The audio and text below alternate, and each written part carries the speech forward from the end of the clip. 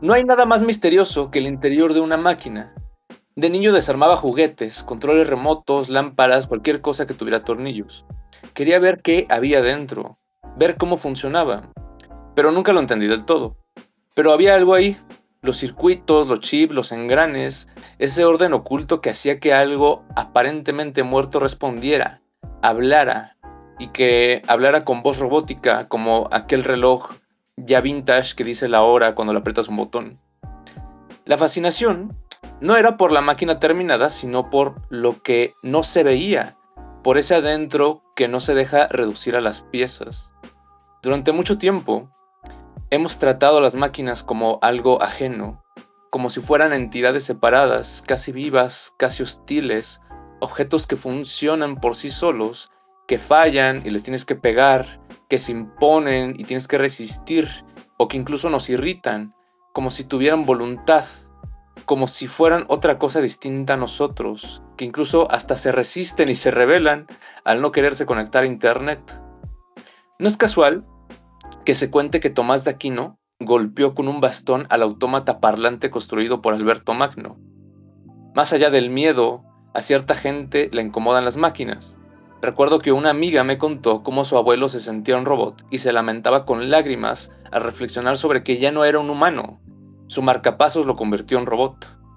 La máquina no empieza cuando insertas un dispositivo en el cuerpo, a lo mejor tampoco es una pieza de metal, ni el circuito, ni el código.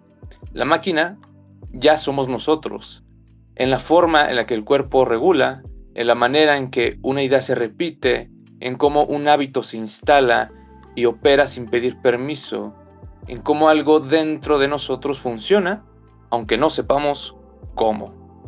Y para hablar de este tema de la máquina, tengo aquí a mis compañeros Cayo y Wichesar. ¿Cómo ven, chavitos?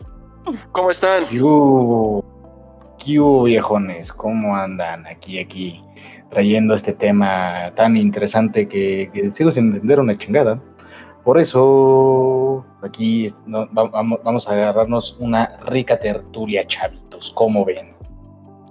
Yo digo que se aviente el Callito que amenazó que iba a improvisar, güey, que nos dé su comentario inaugural sobre todo esto, ¿no? Que ya Negrete hizo el abre bocas. Sí. ¿Cómo están, chavos? Igual, pues vamos a hablar sobre la máquina. Yo creo que vamos a abordar también aceleracionismo, porque ya es hora. Podría ser como es una parte, ¿no? Como el road to, el rumbo al del aceleracionismo, que es otro podcast que igual vamos a hacer. Esta es la precuela, el prólogo al aceleracionismo, pero pues en nuestro invitado, pues yo creo que va a tardar en llegar. Güey, pero ¿cómo ven esto de que, por ejemplo, esta anécdota que les cuento, de que una amiga mía me contó cómo su abuelo se lamentaba por tener marcapasos y decía que ya no era persona, que él ya era robot? Yo no mames. Es cierto, continúa tú primero. Pero no, está bien. No, pues obviamente existe un pensamiento mágico, ¿no? Pensamiento mágico es esta muletilla que usan los psicólogos para hablar de cuando la gente piensa estupideces. Siempre que hay un psicólogo decide pensamiento mágico, les está diciendo idiota, güey. No lo duden ni por un momento. Pero bueno, en vez de decirle pensamiento mágico, lo llamaremos nociones equívocas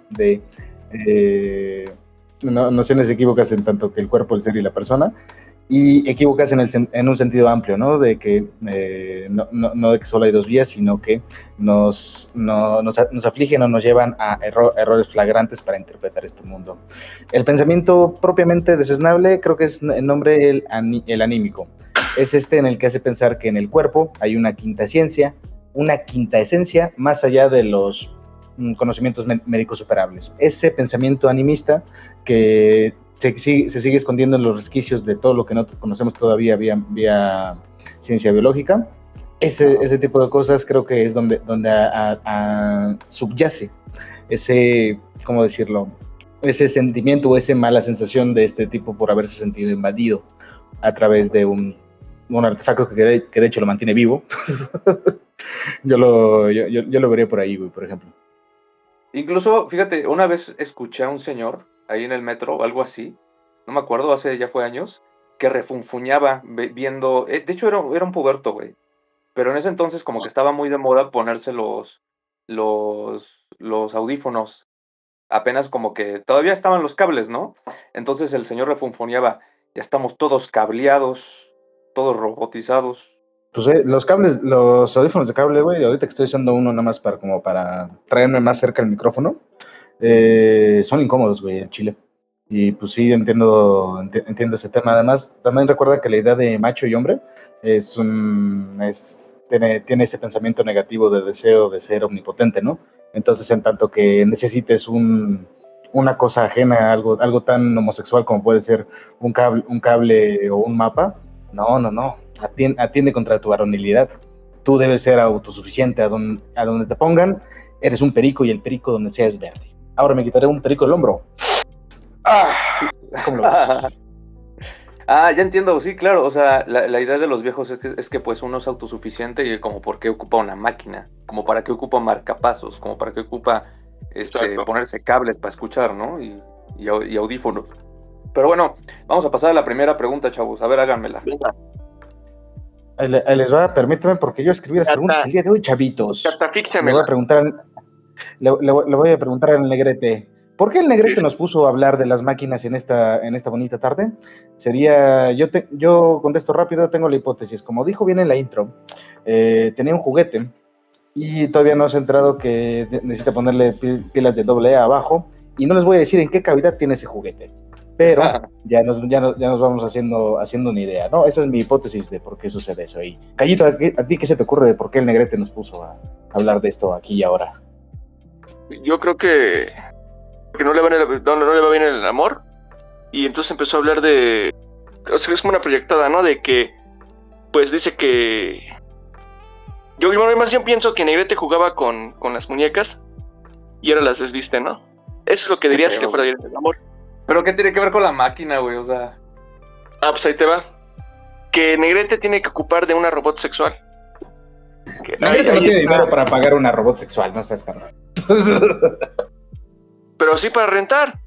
Hay una perversión deseante en la máquina.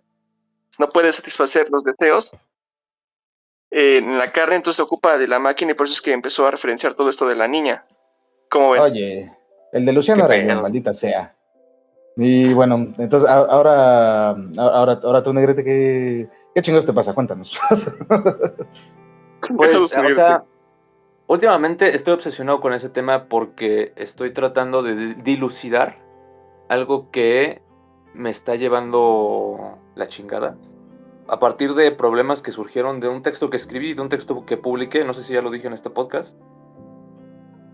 Me publicaron un artículo en la revista Metamodern Theory and Praxis, de New William College, donde hablo de el mecanismo del mundo. Es una metaficción y pues ese asunto, ¿no? El problema es de que no me decido si ese artículo es mecanicista o no. Entonces, tengo una fascinación ahora con el concepto de la máquina, y creo que es muy verosímil en estas épocas donde estamos viendo a máquinas que nos hablan, a máquinas que trabajan, a máquinas que entregan paquetes. Ya de por sí en el siglo XX la máquina parecía invasiva con los automóviles, las fábricas y todo eso. Ahora es omnipresente, güey. Ahora tenemos máquinas adentro y todo el tiempo, y una en la mano. Déjate ahí. Paso número 1, paso número 2. Ok, ya entendí de qué vas este fascinamiento con la máquina. Pues mira, justamente la máquina es la planteada desde ahí, desde un mundo mecanicista. Viene justamente de arreglos y tecnología, ¿no? Ya hicimos el podcast de tecnología, entonces sí, ya podemos hacer de las máquinas. Como vimos en el podcast de tecnología, básicamente una tecnología es cualquier cosa que maximiza la potencia de un hombre cualquiera, ¿no? Una persona cualquiera. Luego, una máquina sería aquello capaz de hacer un trabajo independientemente del sujeto. Es decir, estamos viendo el divorcio, la separación. El humano y todas las especies que usamos tecnología, nuestra característica, más que el uso de la tecnología, es nuestra capacidad maquínica. Es decir, generar no solo herramientas que operen sin nosotros, sino que tienen un grado de autonomía. Es una tecnología con X grado de autonomía, podemos entender a bien una máquina, ¿no? Y pues hay ejemplos en estar para levantar para arriba, ¿no? Los griegos eran más tecnológicos de lo que nos gustaría admitir de repente. Y sí, tenemos ese tema, ¿no? Solo quería dejar para que avancemos bien esa definición, ¿no? O sea, máquina es una tecnología con un grado de autonomía porque no hay tecnología absolutamente autónoma. Como chavos. Bueno, este grado de autonomía que tienen las máquinas, no estoy tan seguro de ello. Yo creo que la máquina puede atravesarnos, o sea, pueden atravesar el entorno en el que están, güey. Porque, bueno, es que además hay que entender los diferentes conceptos que hay de la máquina, ¿no? Porque entender la máquina hoy en la modernidad, o en la antigüedad, o en la Edad Media, etcétera, es muy distinto. O sea, las máquinas a veces no eran tan influyentes en nuestras vidas cotidianas como lo es ahora. Antes la máquina era un asunto excepcional en la sociedad. O sea, tú veías poleas, o veías espejos, o veías que se abría la puerta del templo por sí sola en los tiempos paganos, pero no era algo con lo que convivieras, por lo que la máquina era entendida como algo que subvertía a la naturaleza. O sea, incluso como espectáculos de magia, ilusionismo y todo ese asunto. Entonces, la máquina no era necesariamente algo, bueno, sí, en ese entonces sí era algo autosuficiente, pero para la Edad Media, la máquina ya no era algo autosuficiente, la máquina estaba en el mundo, y estaba este concepto de la máquina mundo.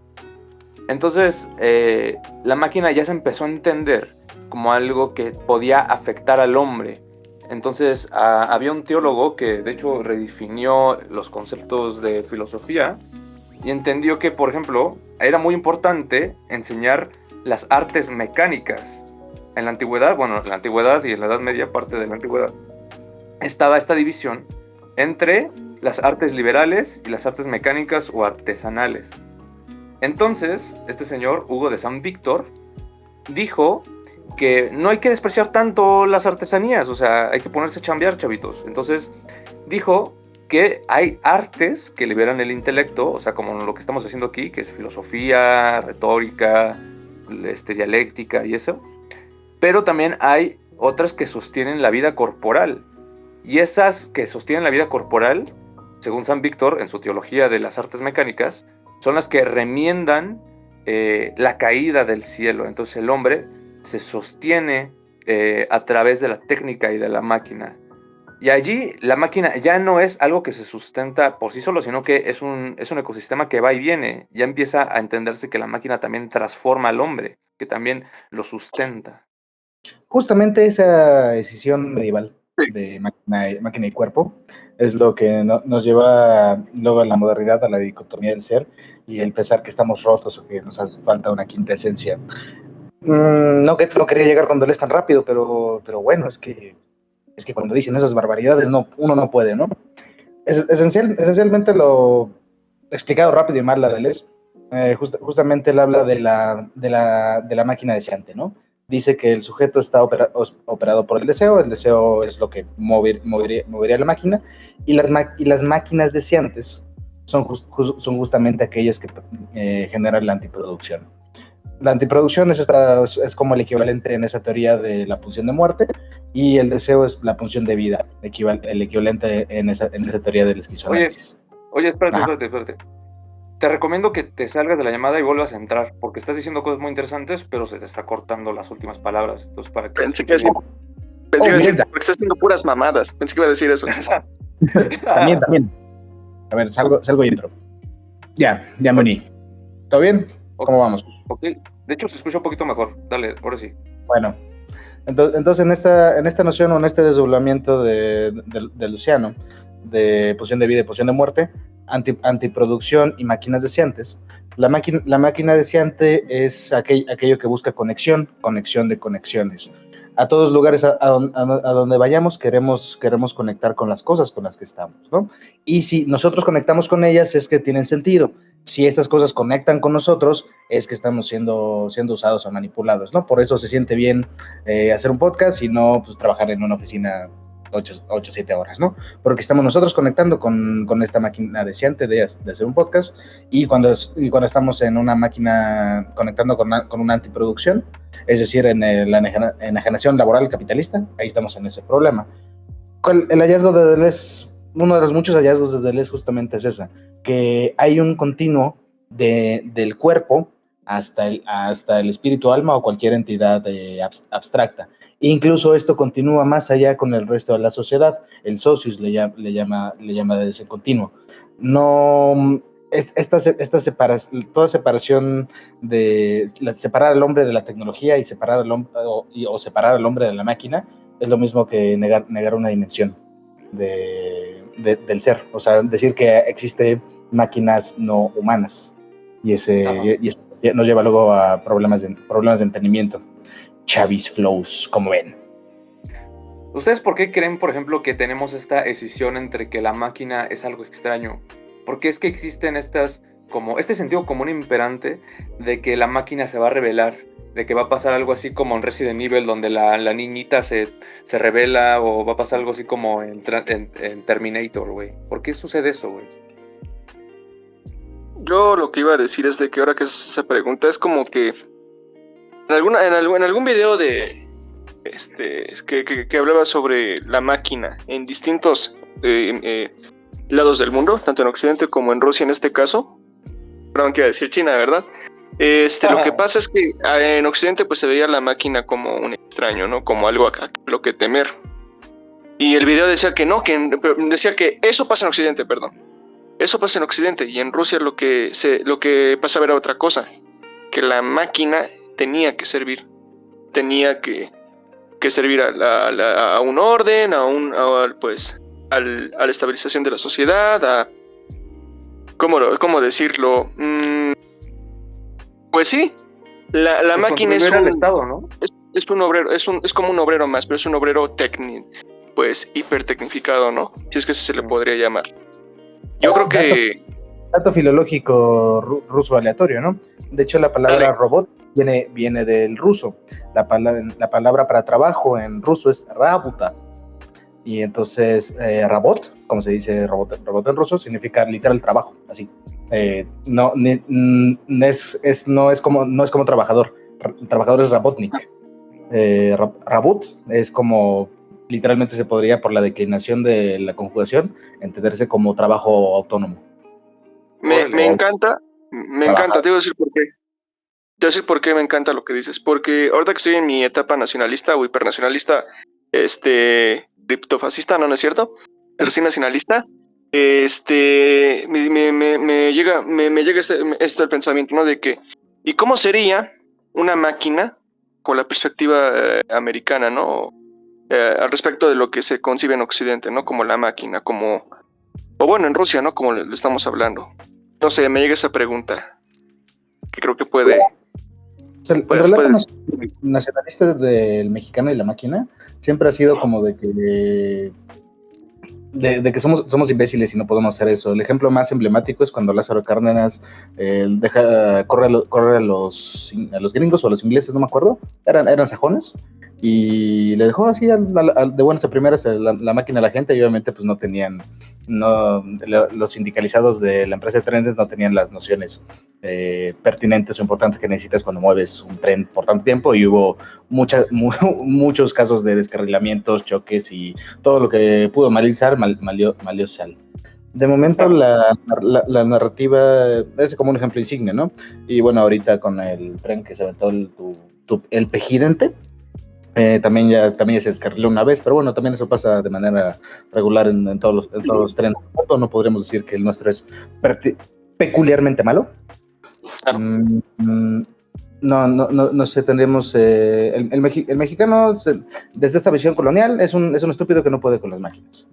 El mexicano, antes de que la máquina sea una cosa tan autónoma o tan hecha así, no sé, no tengo referentes de artefactos prehispánicos, más o menos. Ellos sí tenían una noción, los prehispánicos, de una máquina mundo. De hecho, este referente que ya les he contado de la montaña sagrada, pues se puede ver como una suerte de máquina, ¿no? Pero ahí es una máquina más de visión social circular. O sea, es decir, como que todo participaba de algún ciclo en el mundo, pero no todos los ciclos necesariamente tenían un sentido, no sé. Si quisiéramos algo prehispánico, claro. Lo cierto es que nos lo tenemos que volver. Es una pregunta abierta. Tenemos que claro, ¿alguien dijo cosmotécnica? Nah, todavía no llegamos a eso. Continúen. Bueno, pero eso tiene que ver un poco con la segunda pregunta. No sé si esto es lo que estamos abordando o ya nos desviamos. ¿Sí la dijeron? Es que me puse muy descolonial en el de... Discúlpame, güey, por el nacionalismo. Vete el documental de Dulce, güey, está bien chido, güey. Está ahí en la Cineteca. Preguntan número 2. Máquinas y maquinar. ¿Debe estar comprendido estas nociones dentro de lo material? Es decir, yo que hice esta pregunta, quiero preguntar. Ahorita con la definición base que teníamos de máquina como aquella tecnología con un grado de autonomía, sin meternos de momento en cuánta autonomía es mucha autonomía,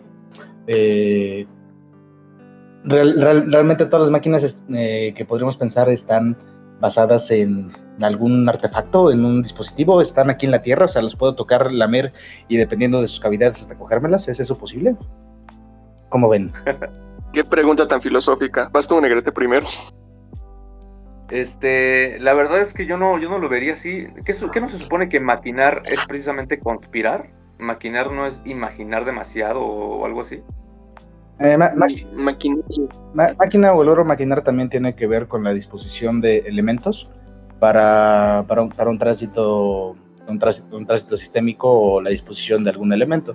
Por ejemplo, cuando maquinas una conspiración, pues, ¿qué haces, no? Como en Juego de Tronos, ¿no? Le dices a este güey que chinga a su madre el otro y vas como te pones de amarrar navajas y ese tipo de cosas. Eso es una maquinación, porque de facto quien conspira no es el que de facto termina luego tomando el poder, sino el que dispuso de todos los elementos o la mayoría de los elementos para que eso caminara solo. ¿Me explico? O sea, pensemos como, por ejemplo, en Venustiano Carranza.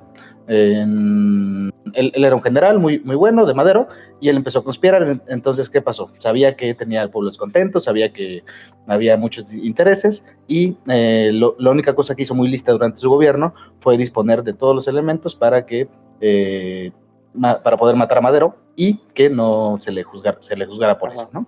Y tomar de repente hasta la presidencia, ¿no? Entonces creo que con este tipo de ejemplos o tomando esa acepción de maquinar, podemos ver que ya existe se puede hablar de máquinas abstractas o máquinas que no necesariamente estén en lo material. Porque si lo pensamos, sí, no deja de ser una alegoría, ¿no? Una máquina, digamos, pensamos en máquinas simples, ¿no? Una polea de toda la vida es poner una rueda, una cuerda y por unas condiciones literal de física básica, física newtoniana, esto hace que un trabajo sea más eficiente o que un trabajo se conduzca de una mejor manera, ¿no? Bueno, de hecho es física de Arquímedes o de Aristóteles en todo caso. Bonito. Exactamente, o aristotélica, aristocrática, lo que sea. En ese sentido, podemos hablar ya de máquinas abstractas, ¿no? Yo lo veo muy claro, no sé, ¿ustedes defenderían otra posición?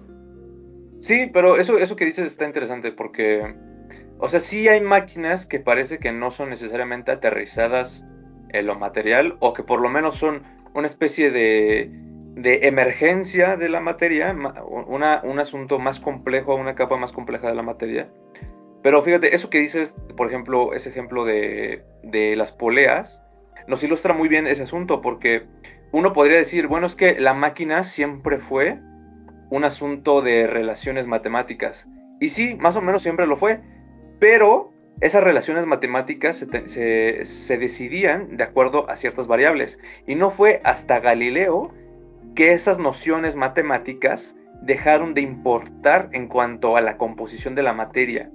Por ejemplo, lo que hacía Arquímedes era simplemente tener proporciones, pero no pensaba a la materia como un asunto de caída libre o de masa o de un objeto en un sistema ideal donde se comporta de manera ideal, sino que Arquímedes veía cómo se comportaban los objetos de manera proporcional. Entonces era un asunto geométrico, no tan de variables o de cantidades, sino que era un asunto geométrico. Incluso también podemos decir que era un asunto cualitativo. O sea, en esta etapa premecanicista, es que alguna vez existió un mecanismo medieval o antiguo, el mecanismo antiguo se trataría de ver cualidades en la materia y las proporciones de esas cualidades. Ahí sí, por ejemplo, podemos hablar de maquinar en el sentido de que no se trata como tal de la materia, en el sentido paradójicamente idealista, porque se trataría del comportamiento de la materia en un sistema idealista, o ideal más bien. Y estas maquinaciones serían como, por ejemplo, ¿qué pasa si tú combinas esta cualidad con esta otra cualidad y qué cualidad emerge? Entonces ahí tenemos, por ejemplo, cosas como esta plantita tiene esta cualidad y este mineral tiene esta cualidad, o tiene la cualidad de ser azul, o tiene la cualidad de ser magnético. Y entonces la materia tenía cualidades, güey. Hoy en día, después de Descartes, la materia no tiene cualidad, la materia tiene cantidad, la cualidad reside en el sujeto. En aquel entonces, en el paradigma de Arquímedes, la materia sí tenía cualidad y cantidad también. O sea, no había una separación entre, ok, yo soy el que imprime la cualidad, pero la cantidad viene en la materia. Entonces, yo creo que sí, hay una dimensión, por lo menos ya olvidada o añeja, de que la máquina no necesita ser necesariamente cuantificable o material o ser una masa. Sí, pero justamente en ese desdoblamiento sí todavía estamos pensando también que hay una base física detrás de eso, ¿no? Para que Cayo hable, güey, vamos a hablar un poquito de China justamente en ese sentido. Japón, Medio Oriente, todo ese sentido. ¿Qué pasa con esta gente y sus nociones? Que tenían algo que se me antoja similar a lo que había en Mesoamérica acá. Nunca lo sabremos, ya traeremos a Brian algún día para que nos expliques otra vez. Y papel al negrete de paso. En esta como visión circular del mundo, donde básicamente todos son procesos, y esos procesos no necesariamente culminan en algo. O sea, no todo proceso tiene un sentido, sin embargo todo proceso siempre es respecto del mundo. La máquina es la aprehensión de esos procesos, con H, aprehensión con H, o sea, es decir, es la captura de esos procesos, digamos. El fenómeno electromagnético. Este proceso electromagnético, esa cosa es así, es una cualidad que viene porque el núcleo de la Tierra es de níquel, hierro y no sé qué, y eso genera un campo. A través de ese campo, como eso existe, que es una suerte como de red, podemos en este momento grabarnos y transmitirnos a distancia, y aprendemos, otra vez con H, ese fenómeno de la Tierra, generamos un artefacto, y este artefacto hace que nuestras dulces voces viajen desde nuestras casas hasta los oídos de nuestros dos podcast escuchas. Y eso es un poquito la magia. Pero yendo más abstractos incluso, se me antoja también hablar de repente justamente antes de hablar de Deleuze, de Foucault. No sé, ¿cómo ven, chicos? ¿De qué? ¿De qué se cortó lo último? ¿De qué? Antes de Deleuze, hablar de Foucault, ¿no? Porque justamente es interesante cómo él habla de máquinas y tecnología, que él de ahí lo retoma también Deleuze. Fíjate que no estoy enterado de cómo habla Foucault de la tecnología, pero según yo creo, más bien pues como dispositivos, ¿no? Pero continúa. Ah, sí, de dispositivos de poder. Pero lo que yo entendía era que más bien Deleuze saca bastantes ideas de lo maquínico de Simondon. Gerald Simondon, Gilbert Simondon, creo, empezaba con G.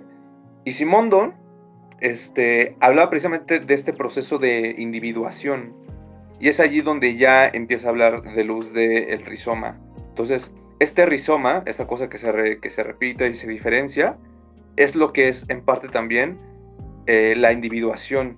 Entonces, ¿qué decía Simondon? Simondon, a ver si me acuerdo, si lo puedo replicar bien el argumento, es de que cada objeto, cuando entra en relación con otro, se va individuando, en el sentido de que en su devenir va encontrando su esencia. Es muy existencialista el asunto. O sea, tú interactúas, por ejemplo, con las primeras veces que tú metes el USB a la computadora, ¿no? La primera vez nunca entra, entonces le das la vuelta otra vez no entra, le vuelves a dar la vuelta y ahora sí entra. Allí hubo una individuación de la tecnología. ¿Por qué? Porque tuviste que interactuar de manera conflictiva o de manera exploratoria con el objeto, y el objeto tuvo que encontrar su identidad de por fin penetrar a la computadora, y allí ya por fin se individuaron y tú encontraste tu objetivo y pues ahí ya se pudo, güey. Ese es el proceso de individuación. ¿Cómo se proyectó? Nada, no es cierto. Yo sí me lo imaginé y tengo una erección en este momento. Bien, vientos, vientos. Pero ahora sí, ¿qué tiene que ver Foucault, güey? A ver, platíquenme. Pero ahí les va. Por eso, este fue la antesala para la pregunta número 3. De haber máquinas abstractas, porque es lo que estábamos enunciando, ¿cómo podríamos conocerlas? Ya que sentamos este precedente de que la máquina es una tecnología con autonomía, la tecnología es la aprehensión, la autonomía es un proceso vivo del mundo. Es decir, no podría haber máquinas si no hubiera procesos físicos, procesos sociales, procesos culturales. Si no hubiera autonomía del mundo en tanto que sí mismo, no habría nada que aprender y una máquina sería filosóficamente y materialmente imposible. Sin embargo, las hay las máquinas. ¿Cómo sería una máquina abstracta? Ahí es de lo que nos empieza a hablar el pequeño Foucault. El pequeño Foucault nos dijo... a propósito, ese güey también le pegaba alzado bien duro, güey, era bien chido. Una vez lo cacharon en Los Ángeles. Bueno, eso no importa ahorita. El punto es que... Era muy decente, era una máquina decente andando, ¿no? Él era un decentazo, güey, no sabes. Bueno, sí, dildos y BDSM, bueno. Cuando no estaba siendo penetrado sádicamente por la boca, Foucault estaba escribiendo. Y en ese escribir, habla de que básicamente son tres dimensiones. Está la dimensión del sujeto, está la dimensión de las epistemes y las metaepistemes. Desde esa perspectiva maquínica, podemos decir que la episteme son aquellas nociones que habitan en los cuerpos. Y estas nociones que habitan en los cuerpos son regidos por una metaepisteme. Esa metaepisteme es el maquínico, el perverso que dijimos hace rato, el mecanizador. Esto lo podemos ver en tretas que pasan de manera muy simple, ¿no? Y es donde acuña, como dijo bien Cayito, la noción de dispositivo. Ahí vamos a tener al doctor Cardiel en el siguiente podcast. Él nos hablará mucho más y mejor de esto. Pero básicamente el dispositivo es aquello que dispone del cuerpo, ¿no? Hay un juego ahí de conjugaciones en el francés con temas de sujeto, esclavo y algo raro, ¿no? Pero lo importante es entender que existen procesos sociales, epistemes diría Foucault, y esos procesos sociales pueden ser aprensibles para improntar mensajes y disponer de los cuerpos de los individuos, ¿no? Esa dispositivización de los cuerpos de los individuos es lo que llama propiamente el dispositivo, y eso lo demarca como una tecnología, las tecnologías del poder. Un ejemplo aquí más o menos material, o lo más material posible, es un ejemplo que he traído muchas veces, ¿no? Tú estás tan de huevos en la fondita de turno, están las noticias, ¿no? Y salen unas imágenes de unos revoltosos cualquiera, gente con pancarta en la calle, y si abajo dice, vecinos hacen lucha justa por reclamo del agua en Xochimilco por el Estado Azteca, todo el mundo dice, sí, no, qué bueno, que se den cuenta, ¿no? Pero en cambio, si te ponen imágenes de esa gente y al mismo tiempo de otra gente vandalizando cosas, ven, revoltosos quieren, no sé, joder el mundial.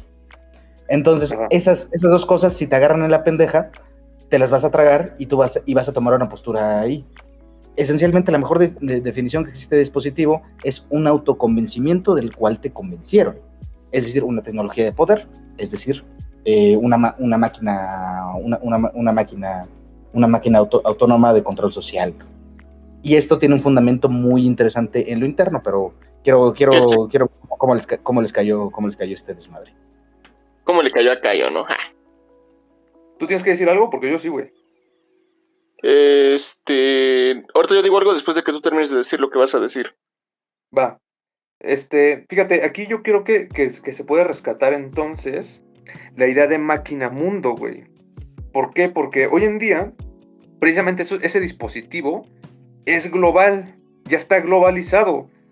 Vayan al podcast de globalización. Hoy en día, tú bloqueas un pinche estrecho en el mar y mueves la economía del mundo. Alguien se tira un pedo en la oficina oval y mueves la política nacional, ¿no? O sea, la máquina ya está conectada. O sea, básicamente hay una máquina mundo ahora mismo operante, güey. Y esos dispositivos de poder ya son incluso sensocráticos. Eso ya lo creo que ya lo he dicho varias veces en este podcast, que hoy vivimos en la sensocracia. Hoy lo que domina, lo que tiene poder, lo que tiene capacidad de voto y de decisión político es los dispositivos que son sintientes, los que tienen audio, los que tienen video, es decir, vista, los que son touch, todos estos, güey. Todos estos dispositivos que amplían los sensores, o incluso las cámaras de seguridad, ¿no? Incluso los que catalogan algorítmicamente tus deseos, todos esos sensores ya hacen que la máquina funcione de manera global, güey. Entonces, podemos saber de qué manera esta máquina abstracta o esta gran máquina opera. Yo creo que sí. Si es que encontramos lo que podría ser un modelo de cómo es que circula la sensibilidad y la voluntad o el deseo o el querer en los individuos participantes de esta máquina. Obviamente va a ser algo súper difícil, pero poco a poco se está haciendo, güey, y eso es lo que precisamente se trata la ingeniería social. Ay, cómo estoy peleado con ese concepto de ingeniería social, pero bueno, Gallito nos iba a decir. Fíjate, y aquí viene China. No, ya. Sí, güey. La verdad lo que estaba viendo es que no patrocina que nos patrocine Vigo ID, por favor, y que nos den carro a cada quien. Sí, lo que yo estaba pensando también con todo lo que dicen es que, y espero que hayan visto el post que mandé en el grupo de WhatsApp. Se supone que en China, pues, se abrió esta madre, ¿no? Este evento de Open Cloud, la cual es como un tipo de software de código de inteligencia artificial. Creo que sí es así. En el cual, pues, la gente, pues, lo descargaba, ¿no? Fue un evento, pues, masivo, se vio. Y la gente había talleres donde la gente, ahí en el evento había talleres donde la gente pues aprendía a usarlo, a cómo utilizarlo para distintos usos, ¿no? Más allá de generar imágenes, generar videos y muchas más cosas, ¿no? Que uno hace con la inteligencia artificial. Pero aquí lo interesante de lo que leo este artículo, del cual les mandé y espero que hayan leído por dos otra vez. No. Por favor, leanlo entonces, culeros. ¿Cuál es el programa que tenía ahí pasando las fotitos y Xi Jinping y todo ese pedo? ¿Ese? Sí, exactamente, lo de las langostas, exactamente. Esta analogía de las langostas, qué bueno que sí lo leíste tú sí eres mi amigo, el otro pendejo le valió. Pues se suponía que lo que se hablaba es que era la inteligencia artificial que se asimilaba, por así decirlo, con el sujeto, ¿no? O sea, no es de que, nos va a gobernar la inteligencia artificial. No, en este caso en China es de que a partir de todo ese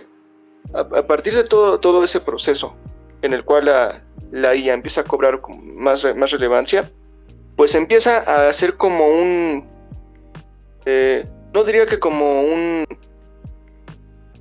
objeto, no sé si como un accesorio más para el ser humano, además del celular o el reloj, sino que también pues puede ser como ¿cómo lo podría decir? Pues algo todavía más interno, que era que el ser humano, a ver si me puedes ayudar, César, con lo que leo del post, se aliaba, o bueno, se asimilaba con la inteligencia artificial. Es que eso suena muy dices, wow, pues, loco, ¿no? Ahí te estás haciendo un buen preámbulo para la siguiente pregunta. que también fue por lo cual dejé un poquito de fuera a Foucault y las implicaciones para el individuo, ¿no? El conocer la estructura de la... Pregunta 4. ¿El conocer la estructura de las máquinas nos permite desestructurarlas? ¡Duda, duda! Justamente lo que está mandando este post que nos mandó el Callito tiene que ver justamente de las máquinas existiendo en el mundo. O sea, existe el mundo en sí mismo. Luego existen dispositivos de poder, máquinas abstractas, y luego está el individuo, ¿no? El individuo que puede conocer también las máquinas, pero conocer las máquinas puede o no puede liberarnos de, ¿no? Es decir, ¿cómo voy a emanciparme de la máquina si ChatGPT es mi mejor amigo, güey? ¿Sabes? Se vuelve complicado. Se hizo mi novio.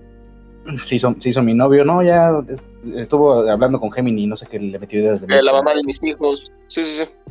Sí, no, se apuntó que porque soy deudor alimenticio. Entonces, no sabía que las sillas bebés comían, güey, perdón, güey, no sabía. Entonces, cuando hacemos el zoom ya en el individuo, ya develamos toda esta maquinicidad. El individuo, ¿qué pasa? El individuo tiene su propio circuito psicológico. El circuito psicológico es emotivo, sentimental, afectivo. Emoción es literalmente la percepción estética del mundo, o sea, lo que te sucede en la vida. Sentimentalización son las cognociones que le damos a esa estética, a esa emotividad. Y ahí es la puerta de entrada para las máquinas, precisamente. El hecho de que, como decía en el ejemplo hace rato, yo veo en la fonda una imagen que me preocupa, que es gente molesta en la calle, y la claqueta de abajo que dice revoltosos o vecinos defendiendo el agua de México, eso es la primera cognición que se me impronta. Y esa impronta reiterada empieza a ¿cómo se dice?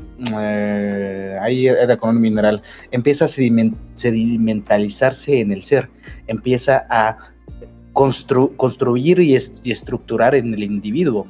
No sé si se alcanza a ver, ¿no? Pero básicamente este viejo mantra de la mercadotecnia de una mentira dicha 1000 veces se convierte en una verdad. Quiere decir que existen tantos autoconvencimientos de los cuales nos convencieron que ya lo convertimos de repente en parte de nuestra edad y parte de lo que somos. Es por eso que en el caso de, por ejemplo, en el machismo, pensemos al machismo como una tecnología, un autoconvencimiento, una máquina, ¿no? Un autoconvencimiento del cual nos hemos convencidos. Llega un momento donde ya no existe la absoluta deconstrucción. Uno vivirá con esos sesgos y con esas improntas toda su vida. Entonces, sí. ¿Qué pasa? Lo único que podemos hacer de repente es, primero hay que desahogarlos. Está bueno de repente tener plática entre vatos hablando cosas bien misóginas, en la dimensión de lo privado, y obviamente siempre haciendo el apunte de que, bueno, esta verga que dije es muy machista, así hay que hacerlo consciente, pero estas cosas nos articulan y nos estructuran. Como dice Deleuze en su articulación desde el socius, al individuo se le improntan la antiproducción, y esa antiproducción es aquello que no te permite hacer más conexiones, porque hoy en día nadie podemos tener una relación sana, o pocas personas pueden tener una relación sana, justamente porque los mecanismos, las máquinas, los dispositivos, más dicho propiamente en teoría de Foucaultiana, nos han estructurado de tal manera que tenemos que hacer un trabajo inusitado para rehabilitar esas conexiones, ¿sabes? Esa es como mi perspectiva de la pregunta número 4. ¿Ustedes qué ven? El conocer las estructuras de las máquinas nos permite deconstruirlas. Güey, es que, a ver, dijiste varias cosas, güey, pero ya regresando desde el principio de la pregunta, yo creo que ese motor que mueve a la máquina, es decir, ese motor que estructura a la máquina y que nos hace como que haya un vaivén, que también la máquina sea la que nos constituya a nosotros, es un motor que se nos escapa, güey. La neta es que no lo vamos a poder comprender, güey, es inefable. Ese motor verdadero que hace la máquina andar, nunca lo vamos a poder apreciar ni cuantificar. Es una caja negra. ¿O cómo se llama? Caja negra, ¿no? Qué bueno que mencionas eso. Es la caja del gato de Schrödinger. Cuando la quieres abrir, se muere. O no, depende de cuándo la abras. O encuentras otra caja y sigues abriendo cajas hasta el infinito. Yo creo que esa es una mejor analogía. Pero nunca la vas a entender. Y por eso es que yo que también quería referenciar eso de la caja negra de la IA, de la cual también, pues, alguna vez compartiste un libro, ¿no? Termoética, un libro que se llamaba Termoética, y en el cual, pues, te referías mucho a eso, ¿no? De que, pues, habrá una inteligencia artificial general o algo similar que pueda tener una capacidad de conciencia o tal vez de inteligencia, podremos comprender. O se quedan en una, como tú dices, ¿no? Se quedan en una caja negra.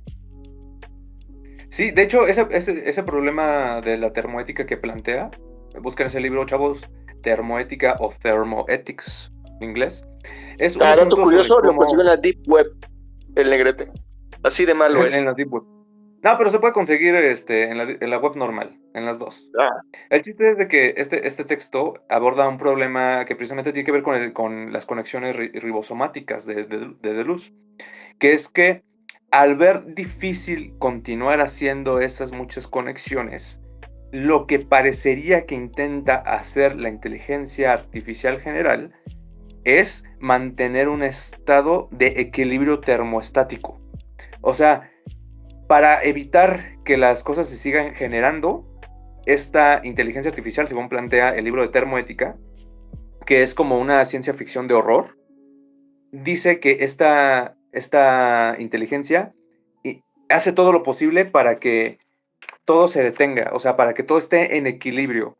Porque si hay un desequilibrio, comienza a degenerarse el sistema, o comienza a avanzar, o comienza a complejizarse, o empieza a ser demasiado simple y por lo tanto demasiado democrático. O sea, hay demasiadas cosas que entran en juego, ¿no? Con esa desigualdad del sistema. Entonces, lo que hace Baphomet, que es como se refiere el autor a esta inteligencia artificial general, este ídolo, lo que hace es entrar en un sistema, una intención, una construcción para que todo esté en perfecto equilibrio, y ese perfecto equilibrio de hecho genera muerte, no genera vida. Lo que realmente genera vida es continuar haciendo las conexiones, continuar haciendo las diferenciaciones. Pero aquí está lo interesante de termoética, que hay revelaciones. O sea, la máquina se comunica con los participantes de ella misma con revelaciones, con mística. O sea, no les dice los datos, les da como parábolas, les da como pistas. Entonces los participantes en esta máquina, que en esta novela de horror ficción, comienzan a decidir de acuerdo a las revelaciones que reciben de las máquinas, pues la máquina no es totalmente comprensible, solamente queda pura revelación. Exactamente, ¿no? Ese es el grande tema. Dígase, de termoética no me lo habría conocido nunca, la verdad, pero pues suena interesante. Nada más quería hacer unos apuntes ahí justamente de sociocibernética, crítica, que ya es mi tema. Básicamente, un apunte ahí como interesante energético, ¿no?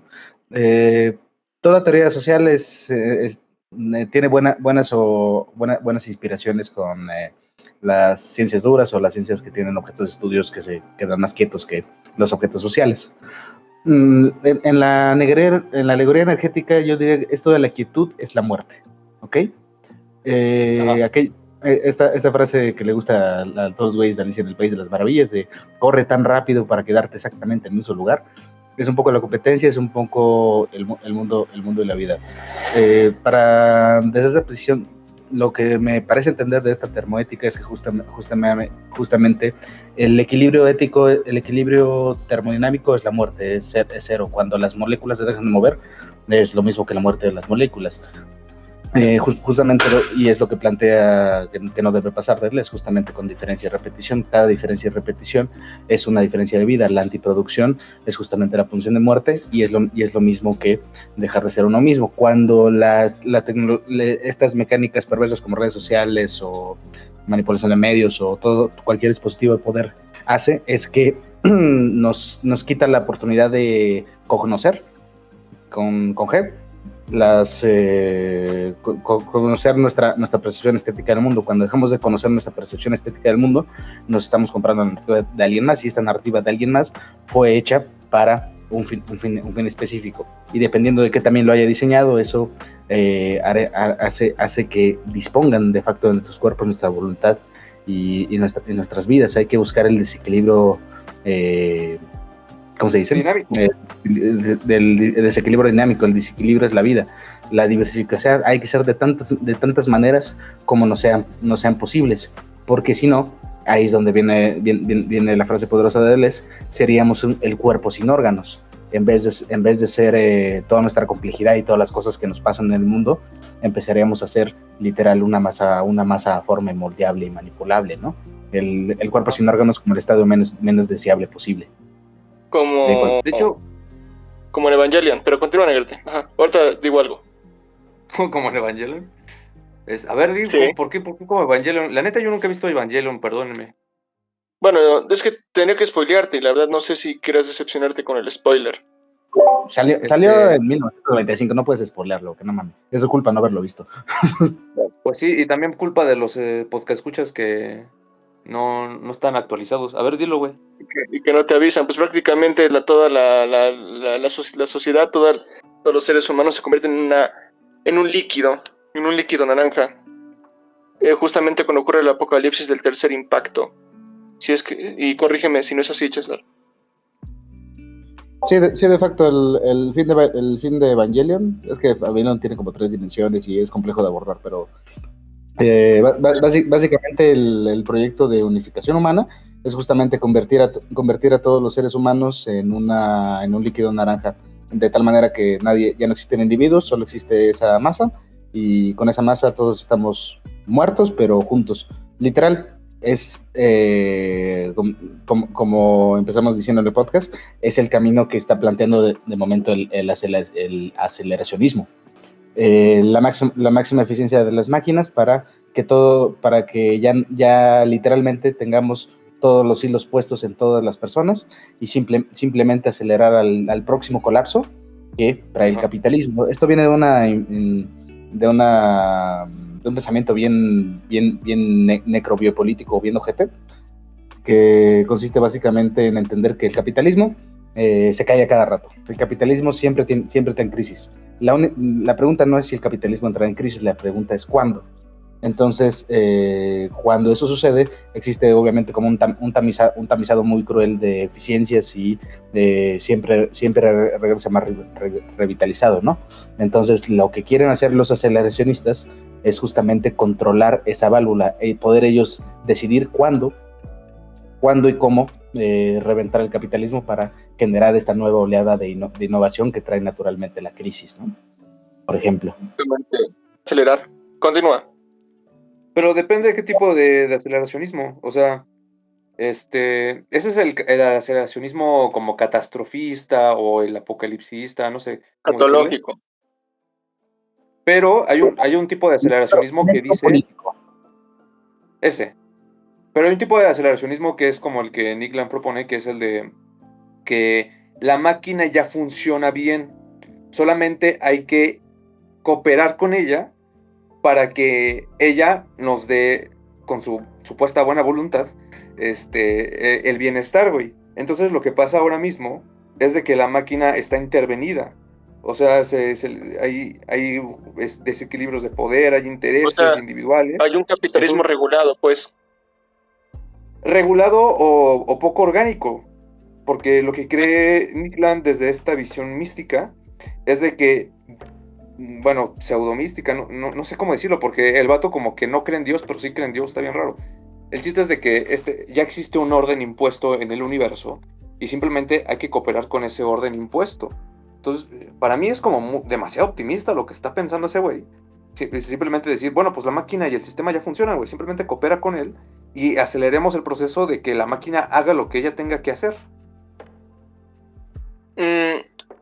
No sé, Negrete, espera, nada más esto, es que yo sepa, te falta la siguiente parte, que es la que menciona César, que es de que si todos estos oligarcas o tecnocomercialistas justamente tengan el control del mercado y sepan y ellos decidan cuándo reventar el capitalismo. Esa es la parte que falta y la cual menciona Land. Pero la máquina es autosuficiente, güey, y es incomprensible, güey. O sea, tú no puedes estar interviniéndola, solamente la entorpeces o te autoinfliges daño sin querer. Ese es el discurso del opresor, Negrete. No seas el opresor. No, recordemos la definición más básica que dimos al principio del podcast, ¿no? Una máquina es una tecnología con un grado de autonomía. Un grado, no absoluta autonomía. El experimento mental para hablar de una máquina con absoluta autonomía, que es lo que andan ahorita más o menos como tejiendo, es el experimento del basilisco de Rothko, ¿no? Una máquina que absolutamente reemplace a la sociedad en algún momento, ¿no? Recordemos que la tecnología es una extensión del humano y la máquina es una extensión autónoma del humano. Es decir, más que pelear con la máquina o fomentar que seamos buenos consumidores o buenos esclavos o lo que sea, debemos ver a la tecnología como a la máquina y a la tecnología como lo que es, una extensión de nosotros mismos. Pero ¿cómo te vas a extender si no tienes preguntas sobre ti mismo? ¿Cómo la máquina te va a ayudar a ser mejor o a hacer algo si no recaes tú en preguntarte quién eres y por qué eres y qué es lo que puedes hacer? Si no tienes una noción ética, ¿no? Y noción ética no quiere decir que seas moral y que, no sé, vayas a iglesia, no. Ética quiere decir conocimiento desde una perspectiva individual. Ética quiere decir conocimiento del entorno, conocimiento de uno mismo y la resolución, la mejor resolución posible, ¿no? Por eso por eso es que puede haber resoluciones que son éticas, pero no morales, resoluciones morales que no son éticas, y así la combinatoria completa, ¿no? Pues aquí yo puedo aportar algo. Aquí deja termino. Aquí lo importante, la clave para no caer en estos aceleracionismos literal necropolíticos de porquería, sería justamente empezar a preguntarnos por uno mismo y entender que no somos uno mismo, que no hay hombre solo, que uno es con su familia, uno es con los demás, uno es lo que puede ser a través de los demás. Se podría decir de cierta manera que los otros son una suerte de máquina, pero no. Esa es justamente la diferencia entre las personas y las máquinas, que las máquinas tienen un grado de autonomía, pero siempre con base en una dirección. Nosotros los seres humanos o los individuos son aquellos capaces de fijar, a veces, muy a veces y con ganas suficientes, un rumbo cualquiera. Sí. Pues aquí yo puedo aportar, por ejemplo, que eso es precisamente lo que los medievales estaban tratando de remediar con el asunto de las artes mecánicas. Este autor que yo les digo, Hugo de San Víctor, lo que trataba de resolver es ese asunto. O sea, la máquina por sí misma no puede determinarte, güey. O sea, a ver, espérame, creo que están tocando. La tula. No, qué bueno que lo cortó justamente en ese argumento, porque es ahí donde está mal o peca de ingenuo el Negrete. La máquina sí que puede determinarte. Es más, lo hace todo el tiempo. Espérate, ya. Es lo que estamos viendo. No puede determinarte. ¿En qué sentido? Déjate digo, güey. O sea, bueno, sí puede influirte, puede construirte, puede ir y venir, pero al final de cuentas... Lo que estamos viendo es que las máquinas están determinando ahora a las personas. Lo están haciendo a políticos cínicos, literal, los están dispositivando, están volviéndolos masas amorfas, los están en un cuerpo sin órganos. Eso es lo que estamos viendo hoy en día. Sí, desde luego, güey. Pero además, ¿cómo es posible que... O sea, es como el problema del huevo y la gallina, güey. O sea, la máquina me determinó, pero ¿quién hizo a la máquina? Y la máquina, si me determina, se hizo a sí misma. O sea, es un círculo que necesita una fuera, güey. El asunto está en de que la máquina necesita ser diseñada desde un génesis, güey. O sea, debe haber un génesis de la máquina. Y ese génesis de la máquina no es algo que sostenga la vida corporal, güey. Porque la máquina solamente tiene la capacidad de recibir el impulso para después seguir operando. Este es un problema que, por ejemplo, se ve en los relojes. O sea, cuando se inventó el reloj, lo que se preguntaba era, ok, esa madre se está moviendo sola, güey. ¿por qué se mueve sola si se supone que en las reglas de la física, por lo menos la aristotélica, no puede haber un objeto que tenga principio de movimiento interno, sino que el movimiento siempre tiene que ser imprimido? Entonces, ¿por qué carajo los relojes se siguen moviendo? Ese es un buen ejemplo, güey, porque lo que pensamos es de que la máquina puede seguir moviéndose sin que nadie le haya imprimido nada, güey. Pero de hecho no es así, güey. Lo único que sucede es de que las máquinas tienen la estructura para recibir el movimiento, pero no es que ellas tengan movimiento. Entonces lo que hay que hacer de a huevo es imprimirles movimiento, y ese movimiento es externo, tiene una afuera, güey. Exactamente, es justamente lo que dice en teoría de sistemas la científica, la de a secas. No existe cosa tal como un sistema cerrado. Todo sistema tiene sus circuitos y sus operaciones, y obviamente tiene su clausura operativa. O sea, cuando vemos un reloj, vemos el reloj y su contorno, es decir, sabemos que hay una parte que es el reloj y hay una parte del resto del mundo que no es el reloj. Así, recordemos que las máquinas son aprensiones de procesos externos, ¿no? Dependiendo del reloj. Si hablamos del reloj de sol, pues lo que estamos viendo es literal la proyección de sombras del sol en el cenit, bla, bla, bla. Es un artefacto que captura que aprende un proceso externo del mundo, ¿no? Y mientras este artefacto interactúe con ese proceso del mundo, seguirá teniendo, reproduciendo su función.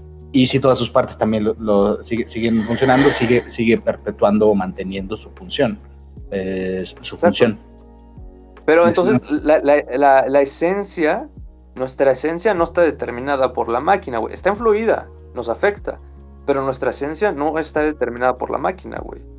Es que ahí es donde estamos, donde tenemos que ahora sí estar en el presente, bien presentes, y ver lo que está pasando. El devenir del ser, o sea, las personas para alcanzar a ser ellas mismas, deben pasar por un proceso de diferencia y repetición. Tienen que revelarse de los flujos naturales o conscientes del mundo. Tiene que haber un vergas que diga, pues esta verga no me parece, yo voy a ser diferente, ¿no? Diferenciarse del otro, porque ¿qué pasa? Cuando quieres caer bien, cuando quieres ser agradable, cuando no te quieres preguntar por ti mismo, porque preguntarte por ti mismo es incómodo, cuando quieres participar de otros procesos del mundo sin cuestionarte porque eso te dota de sentido, ahí es donde está siendo reproducido. ¿Y qué pasa? Esta forma nunca, estos ciclos sociales normales de determinación de los sujetos, esta generación de las masas, nunca ha sido tan científica y medida como en estos días. Es decir, si no hay autorreflexión, vemos lo que vemos, que son masas apolíticas que se dejan mangonear por cualquier imbécil o cualquier situación del mundo, ¿no? Sí. Por la inercia que se les imprime en su máquina interna, güey. Es por eso que también necesitamos de las artes liberales, como diría Hugo de San Víctor. Y necesitamos de todo, necesitamos una función interesante. Por eso, la quinta pregunta, la última de la noche, señores, es muy importante. Pongan atención. ¿Hay o habrá habido hombres sin máquinas? Y esta pregunta, que para terminar más bien nos está devolviendo al origen, es entender que no. Prácticamente, como no ha habido humanos sin tecnología, propiamente humanos, hombres como los conocemos hoy en día, siempre tuvimos una dimensión tecnológica, y también tuvimos una dimensión maquínica. En esa dimensión maquínica tenemos que reconciliarlos, pero tener una perspectiva del amo, una perspectiva del mandar, una perspectiva de que las máquinas sirvan a nosotros y no al revés. Esto venía reparándose mucho con... ¿Cómo se llama este estúpido? Hegel hablaba. En la dialéctica del amo y del esclavo, justamente el valor del amo, el amo es tal, fuera de interpretaciones de clase marxistas de momento, o sea, seamos meramente hegelianos por ahorita, el lugar del amo se lo ganó en el momento que salió al mundo e hizo del mundo para sí. Es decir, cuando salió y se comprobó y desarrolló justamente toda una máquina social que lo permite ser el amo, una máquina social o técnica, lo que sea. En ejemplos más tangibles, digamos, no sé, el güey que inventó la madre esta para fumar vapes, el mecanismo para fumarlo, ese güey salió al mundo, hizo un hallazgo, lo decantó en un producto vendible y el tipo ahorita tiene los millones, ¿no? Su lugar justificado en el mundo en tanto que amo fue en el momento, se lo ganó ahí. Y el esclavo justamente lo es por no atreverse a hacer eso, porque, oye, a ver, salir al mundo al quite, pues la verdad es que necesitas luego de recursos, suerte y hay mucha gente que le va mal, o sea, no es todo. Sí.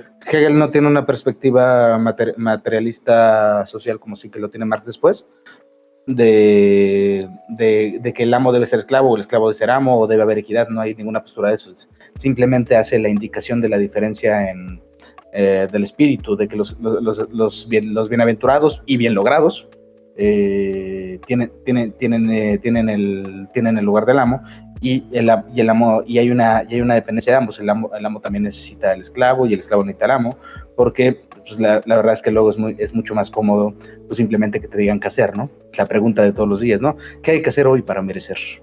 ¿Me explico? No. Sí, sí. ¿Cómo abordarían la pregunta, chavitos? ¿Qué ven? Yo creo que Hombre sin Máquina nunca ha habido, güey. De hecho, una de las cosas que... Bueno, es que también hay que entender que las máquinas no siempre jugaron el papel tan relevante como siempre parece que ahora lo juegan, güey. Aunque sí siempre han existido. Y eso se ve, por ejemplo, en el entendimiento de cómo es que la técnica se diferencia de la naturaleza. O sea, cómo el arte y la naturaleza se diferencian. Uno puede ver, por ejemplo, en los problemas mecánicos de Aristóteles, que se refiere a la máquina como aquello que nos permite vencer a la naturaleza. La máquina es la forma en la que nos imponemos al mundo. Y si alguna vez el hombre se impuso al mundo, fue precisamente a través de la máquina. Pero de repente empezamos a domesticar al mundo en el que ya ni siquiera distinguimos el mundo de la máquina y ya estamos en un punto en el que la naturaleza y el arte son lo mismo, güey. ¿Cómo está eso de que son lo mismo? Parecen, justamente, creo que el cielo dijo bien, parecen ser lo mismo. Digamos, uno cree que se informa cuando está en TikTok y sigue a N+, y a Latinus y a lo que sea, y ya piensas, yo creo que son lo mismo, soy yo el que está conociendo el mundo, ¿no? El algoritmo que te demarca fue orquestado por alguien o fuiste delimitado por algún mercadólogo como un tipo de público que debe ser impactado con un tipo de contenido en específico. Esas cosas se pueden mover. ¿Cómo se hacen? No, pregúntenle a su mercadólogo e ingeniero de sistemas de turno, güey, pero básicamente basta por el momento con saber que se puede hacer. No, espérate, yo creo que sí son lo mismo, ¿eh? O sea, el arte y la naturaleza son lo mismo, en el sentido de que el arte no es más que el perfeccionamiento de la naturaleza, es el cultivo o el cultivo conveniente de la naturaleza, güey. Ay, tú los medievales y los modernos, güey, metas un pepino por el culo, güey. Güey, pues es que nada es posible si no es dentro de las reglas de la naturaleza. Por lo que el arte lo único que hace es aprovechar las reglas que ya están improntadas en la naturaleza, güey. Todo, eso es lo que haría una máquina, pero el arte no... El arte no es una máquina, de hecho el arte es la antimáquina. O sea, bueno, a ver, digo arte porque estoy haciendo la regresión semántica de Tecne y Ars y esa onda. O sea, por eso ars en el término medieval y en latín, desde la perspectiva de los medievales, es equivalente, muy parecido a trabajo. O sea, no estamos hablando de esa excepción, y por eso yo quiero traer la moderna, que es más fecunda para hablar. Si bien la máquina es la aprehensión de un proceso conocido, solo podríamos diseñar una máquina con base en un proceso que conocemos. El arte es la antimáquina. El arte es una composición que se hace con un proceso que no conocemos. ¿cómo es posible? O sea, piensa en lo fantástico que de repente es el arte. Cuando vas a un concierto y hay una bola de pendejos que la mayoría nunca se habían visto en la vida, cantando una misma canción en un mismo tono, ¿sabes? Ese fenómeno social de organización que es básicamente magia. ¿Cómo es posible? ¿Por qué con esa canción y no con cualquier otra? ¿Qué tiene esa máquina? Y tú le preguntas al autor, oye, ¿cómo lo hiciste para eso? Pues y te dará 2, 3 tips de 4 cosas que hace y él te puede hacer una retrospectiva, pero lo cierto es que ni siquiera el artista sabe cómo lo hizo, solo sabe qué sucedió. Volvemos a los grados de conocimiento clásicos platónicos, ¿no? Está el conocimiento el conocimiento técnico, no sé por qué funciona, pero funciona. El conocimiento científico, te explico por qué funciona. El conocimiento filosófico o sabio, sabré para qué funciona. El conocimiento ético y todas esas dimensiones. Es decir, como decía Nietzsche de su artista favorito, creo que se llamaba Kropotkin, algo así, no es... tenía un nombre raro. Pero decía, te pongo un reto, güey. Él es mi artista favorito porque es vago, tonto y estúpido, güey. Y eso lo convierte muy artista. Yo creo que para ser buen artista hay que ser un poco muy imbécil, a mi gusto. Pero a ver, te pongo un reto, güey, También. ¿Conoces que las catedrales, estas europeas góticas, se hicieron sin conocimiento científico del asunto y sin embargo se ocupan un entendimiento mecánico de cómo construir la puta iglesia, güey? Entonces, ¿cómo es posible que tengan la habilidad de usar máquinas y al mismo tiempo hacer arte? Hay máquinas que interceden en el proceso del arte, en definitiva, eso no te lo voy a negar. Pero ¿por qué esa catedral es así de bonita? ¿Por qué este cuadro, güey, me dice tanto, güey? ¿Por qué? O sea, esa experiencia estética ulterior, la experiencia artística, la experiencia del arte, la contemplación del arte, quien lo hace no sabe por qué lo hace, se vale de muchas máquinas, pero el constructo final está hecho con algo que no se sabe. Por eso el arte nos salvará. Creo que sí sabe, güey. No, yo creo que sí sabe, güey. Pero es que hay diferentes valorizaciones de lo que es el conocimiento y la racionalidad que esa gente que construyó las catedrales, que sin saber por qué las poleas servían, simplemente tenían una racionalidad de visión práctica o una racionalidad de finalidad, de motivación. Pero eso no quiere decir que no fueran, que no tuvieran conocimiento. Tenían un conocimiento, güey. Pero no era un conocimiento como fino o refinado de las causas. Pero de que tenían una racionalidad, la tenían, güey. Y tenían un conocimiento de por qué lo hacían y cómo lo hacían. Pero no un conocimiento así refinado, valorativo, como podría ser el científico, güey. Hay una racionalidad en las técnicas, como me repito, pito, Negrete. Y pito otra vez para ti. hay máquinas de tecnología y saber científico dentro de la generación del arte, en definitiva. Pero no es estas tecnologías sirven al espíritu libre, sirven al comunicador, sirven al que diseña, ¿no?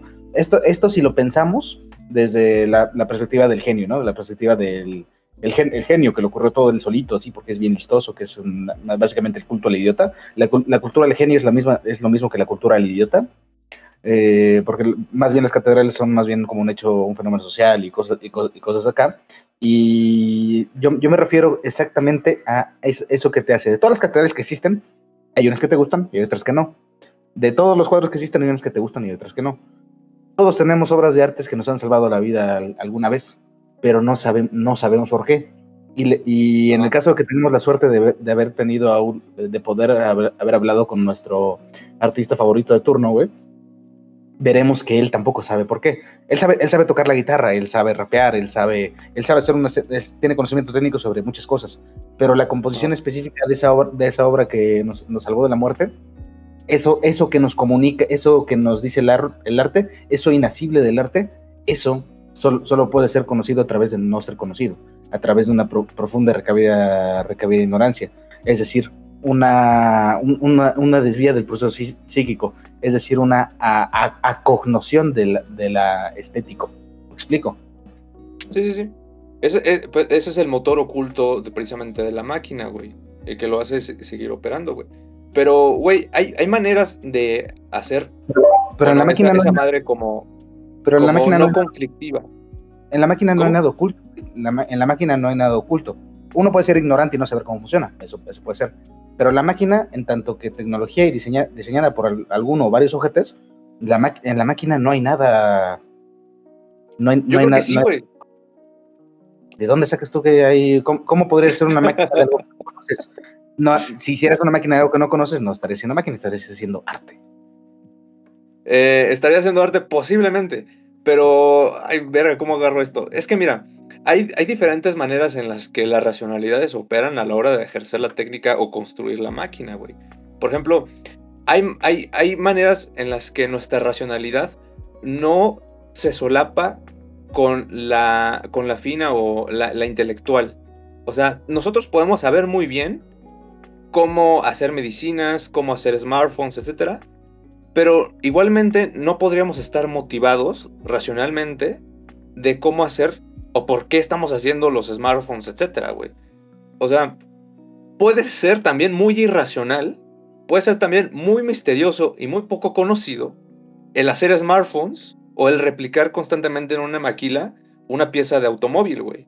Porque hay también una racionalidad que no se entiende, güey. Y que decimos, güey, ¿por qué hacemos esto a pesar de que no queremos o hace daño al planeta, güey? Porque también hay un objeto oculto en la propia reproductibilidad de la máquina, güey. También hay maneras en las que, absurdas, en las que en el trabajo decimos, güey, ¿por qué chingados hacemos este papeleo? ¿O por qué carajo repetimos este proceso burdo si no sirve de manera intelectual? ¿O no sirve de manera, de manera en su finalidad o en su pragmática? Y es torpe. Pero de todos modos se sigue haciendo. Y esta también es una parte oculta de la construcción de la máquina, güey. No, pero yo creo que estás hablando del arcano, lo estás confundiendo con la mera ignorancia. Literal, todo sirve. La cosa es que no todo sirve, no todo necesariamente sirve para lo que es vale pensar. Esto lo vi en una conferencia hablando con la ponente, justamente de necropolítica. Ella hablaba de todas esas campañas que hacen en la escuela para decirle a los niños gringos que por favor no se balaceen en las escuelas, que está mal tener armas, que los únicos que tienen que tener armas son los policías. Esa es una campaña que sucedió en Estados Unidos, ¿no? Obviamente los resultados fueron de nada patéticos. Entonces la pregunta de esta conferencia desde una perspectiva de la necropolítico era, ok, esto no sirve para lo que dice que sirve. Está claro y demostrado por todos los datos, ¿no? Sin embargo, a algo sirve. ¿A qué sí que sirve? Justamente a la legitimación del policía como el único capaz de ejercer la violencia, ¿no?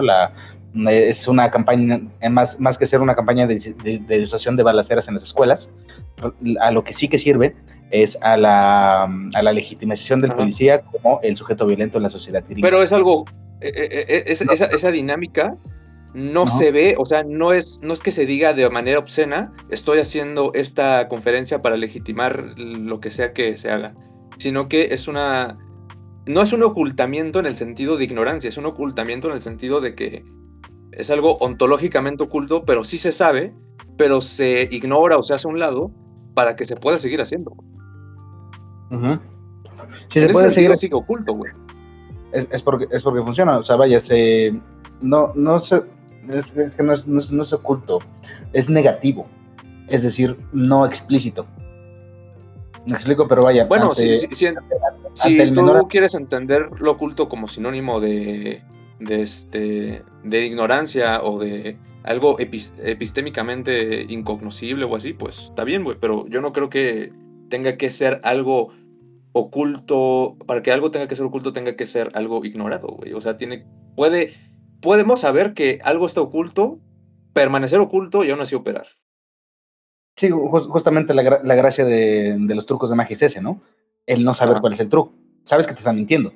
Sabes que el mago es un mentiroso, profesional y todo, pero es un mentiroso.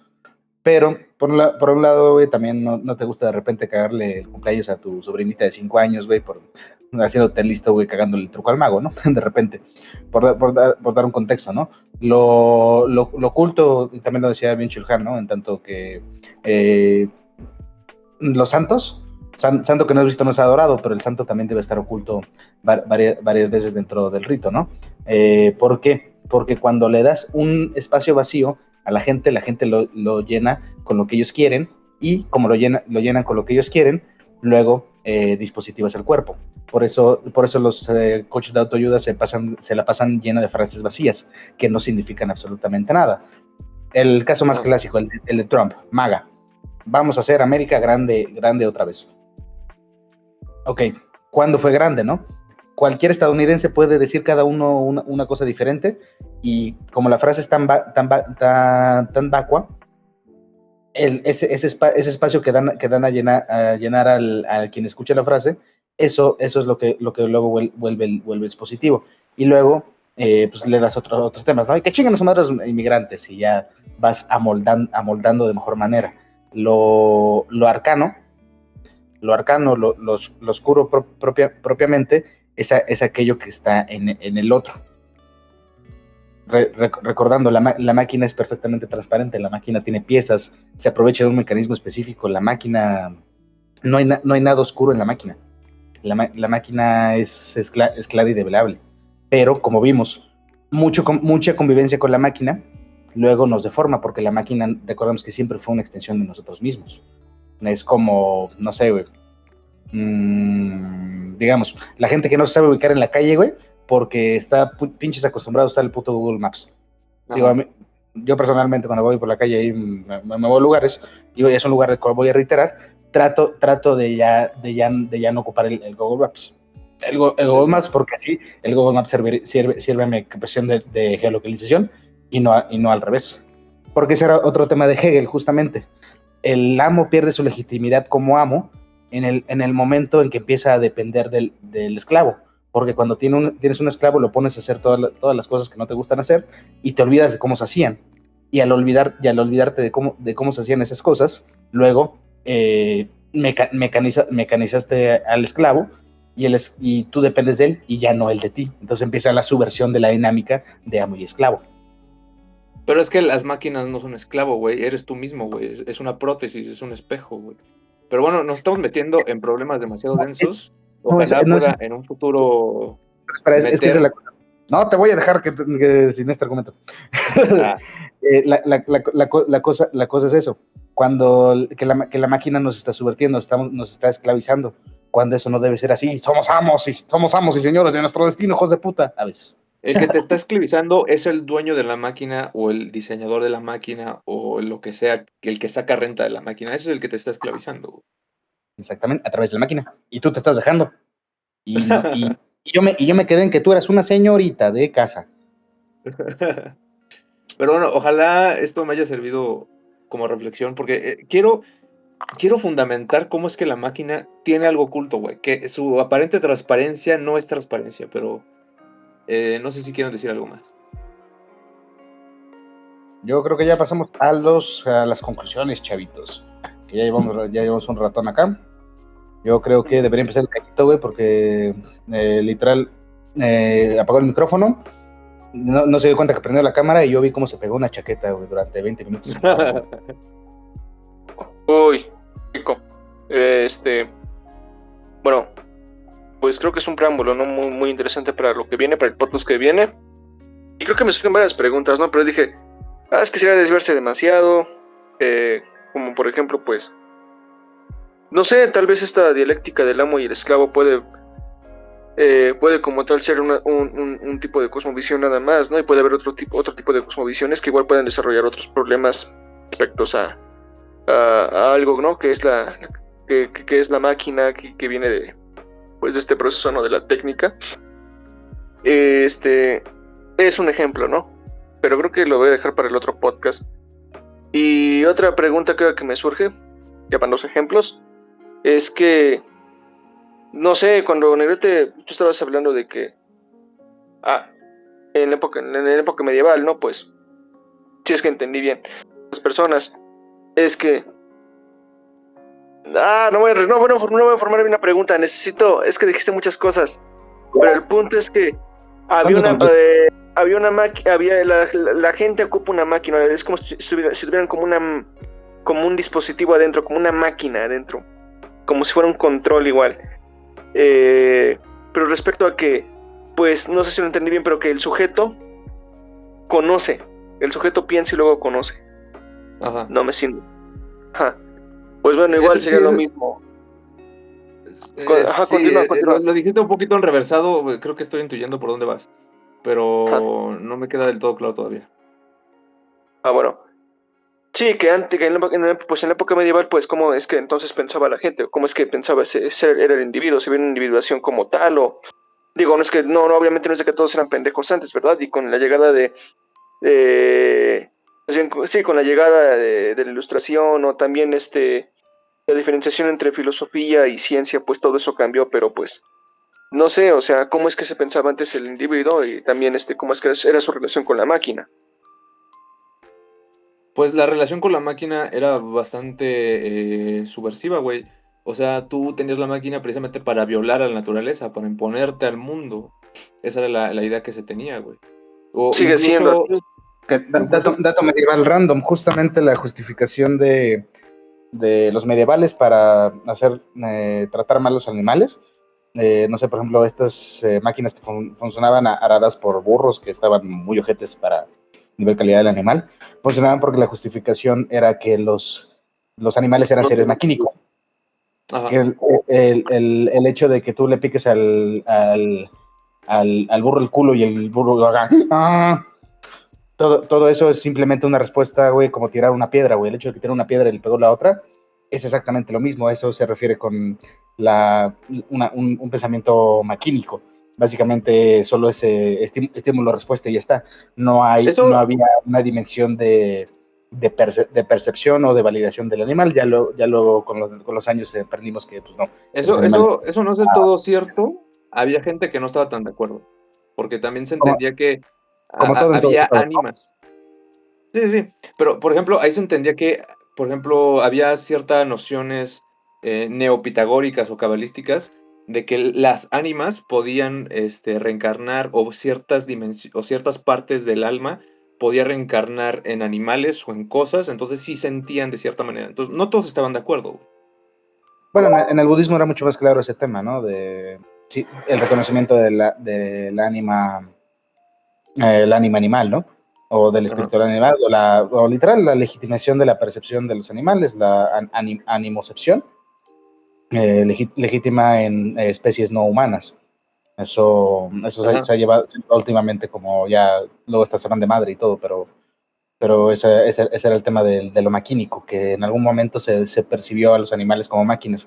Una máquina que da leche, una máquina que da huevos, una máquina que ara la tierra, ¿sabes? Se vio de esa manera. Y de hecho, también se podía hacer la analogía con las máquinas termodinámicas, güey. Porque hay un libro que se llama Neumática, no me acuerdo quién lo escribió, es como de la edad antigua tardía, que trata sobre cómo controlar los aires para construir máquinas. Entonces, se puede hacer como la analogía de que el neuma, es decir, el aire, también estaba impreso en los espíritus o sea, el neuma, pues en griego es espíritu también, ¿no? Entonces tú puedes hacer como la analogía de que entonces las máquinas tenían cierto espíritu, pero no tenían intelecto, o sea, no tenían psique. Entonces, pero bueno, está muy interesante todo ese asunto. Sí, yo leí uno de medieval que se llama Vulcánica y me decía cómo cambiar la llanta a un coche. Pero no podía dejar de hacer el chiste, ¿no? Pero bueno, como el Cayo no me hizo caso, ¿quién va con las conclusiones? ¿Quién empieza? No, sí, yo también leí uno que se llama Rina Automobilae, y era sobre igual, cómo conducir un carro, ¿no? En la edad antigua. No, pero me queda ya claro, creo que me resolvieron varias dudas y me surgen otras, pero bueno, la conclusión es que yo me voy a robar estos datos y yo los voy a aplicar, los voy a decir después para impresionar a los papás pues de mi pareja, ¿no? Si es que llego a tener pareja en los próximos meses o algo. Esa es mi Porque el conclusión. papá de tu pareja es mecánico, ¿no? Pongan en los comentarios, güey, la quiniela, güey. ¿Cuánto tiempo va a tener el Cayito? Yo pongo 100 pesos a que va a ser incel. Árbense la quiniela en los comentarios, chavos. Bueno, ya, conclusiones. Bueno, como el Cayito se niega a concluir, güey, iré yo. Pues bueno, antes de concluir, más que una pregunta, tengo un comentario. recapitulando muy lo más breve posible, ¿no? Entender que el humano tiene una misión tecnológica, como varias otras especies. Lo que es característico del humano es justamente su capacidad maquínica, es decir, de desarrollar tecnologías con un grado de autonomía. Este grado de autonomía de las máquinas, de inicio, siempre fueron una extensión del ser y una extensión del sujeto para hacer trabajos simples y repetitivos. La inteligencia artificial sigue siendo eso mismo, algo que hace trabajos sistemáticos y repetitivos. Porque recordemos que trabajar con una IA es como trabajar con un asistente tonto, ¿no? Es básicamente, hace toda la talacha y es más fácil revisar que de facto generar trabajos simples y repetitivos. Todas estas máquinas que siempre estuvieron con nosotros ya no operan desde su condición original, que fue una extensión del uno, sino que a través de epistemes, temas del poder, están en este momento generando una voz cultural, una paracultura, es decir, son la voz del status quo hoy en día. Y este status quo hoy en día está siendo orquestado y manipulado por ciertas élites, ciertos puestos y ciertos agentes de poder, que la única ventaja que tienen contra Tunas y Miguelito es el conocimiento de las máquinas. No, si bien creo que desdoblamos que no llega un punto de no retorno en lo que las máquinas nos hacen, llega un momento en que nos articulan y nos estructuran. Cualquier esperanza está basada en el conocimiento técnico de estas máquinas, abstractas y reales. Le recomiendo al Tecolotito Podcast Escucha Promedio que, aunque me muerda la lengua, sí le pegan un poquito al mundillo del STEAM, justamente de esta Science, Technology y todas esas mierdas, porque el conocer la máquina es la única opción de emancipación que nos queda. Únicamente cuando conocemos el mecanismo podemos, si bien no emanciparnos, llegar a hacer algo al respecto, ¿no? Y ahí está no la libertad, pero lo más parecido que a eso está en el conocimiento de las máquinas, chavitos. Recomendación, yo que les recomiendo. Les voy a recomendar el libro que me mandó el Cayito, que lo vamos a estar revisando para el siguiente podcast. Ay, ¿qué me mandaste de esta Argentina, güey? ¿Cómo se llama esa señora? La gran Cecilia Ricard, una economista. Hay que revisarse a la Cecilia Ricard, güey, para el siguiente podcast, güey, para que lleguen con su tarea ya hecha, chavitos, y digan, yo sí me lo leí. Esa señora está planteando algo que me parece lo único inteligente que decir en este escenario desesperanzador donde las máquinas nos manipulan, güey. Yo me acuerdo, ya vivimos en la Matrix, chavos, recuerden. Vean la Matrix también.